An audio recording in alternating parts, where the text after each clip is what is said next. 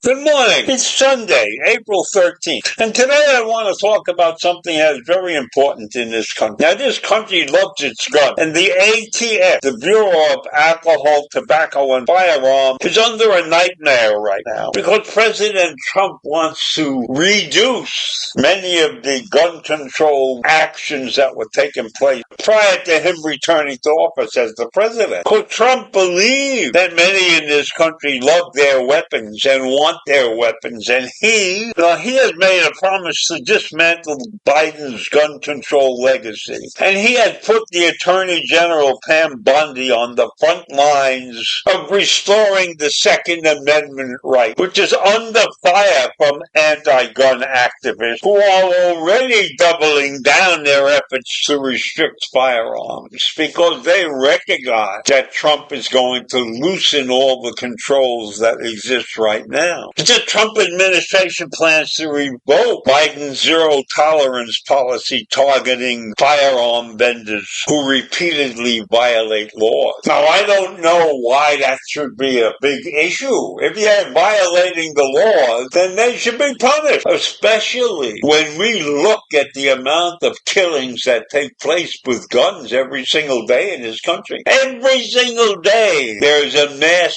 shooting in this country. And you can go look it up. I don't know how many days. What are we? 100 and some odd days into this year, and every day there's a mass shooting. So I am against guns. I'm against it. I am 100% for the tightest gun controls we could ever have. But many disagree with me in this country. So we need to have brace restrictions. We need to continue with the pistol brace restrictions and the mandatory background checks for private transactions. But that's something that the president is going to reevaluate. Is he going to get rid of the controls that are put in place for people to own guns? You want a person to own a gun, they ought to be sane and balanced and think properly. Gun control advocates express extreme alarm, claiming that public safety will be compromised by rolling back any legislation. Well, we see it constantly, even with the controls we have in place. We see these constant episodes of people being murdered, people committing suicide and taking somebody else with them. And this has no age limit. We have teenagers through middle ages through old ages going through this gun violence pyramid. So the ATF may face organizational restructuring as part of Trump's Second Amendment recalculation plan, I will call it. Is he going to allow everybody and anybody that wants a gun to have a gun without some kind of test, something that proves that you are mentally competent and mentally sane when you go and get your gun?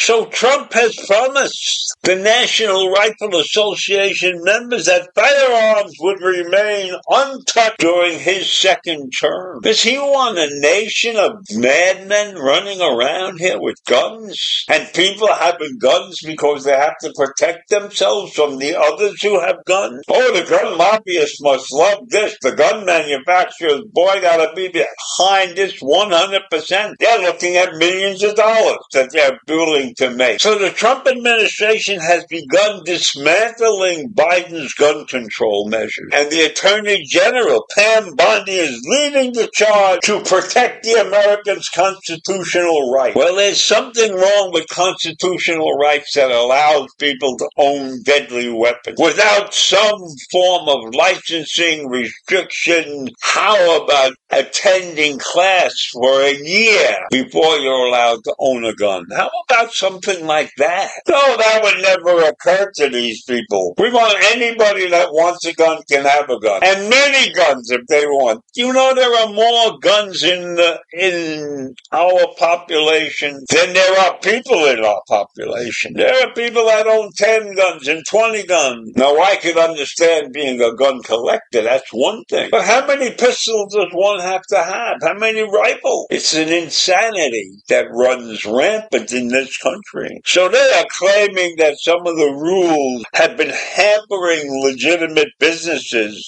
and that they do little to curb actual crime. Well, the reason that we have actual crime is because we have so many actual guns out in the street, and all the measures that Biden put in place for re-examination are going to be taken apart by the Trump administration, and they're going to reduce the expanded background check. So they're going to make it like you can buy a gun in a 5 and 10, just walk up to the counter and put down $20 or $50 or $100 and get yourself a gun. And there are many, many people in the conservative groups in our country who view gun control as government overreach. Well, in my mind, there can be no such thing as government overreach. When we look at the number of gun fatalities we have in this country every single day, and that's killings and suicides and other things that happen with guns. So we need a tightening, not a loosening of the gun rules in this country. And I leave you this morning as an unhappy person in the view of this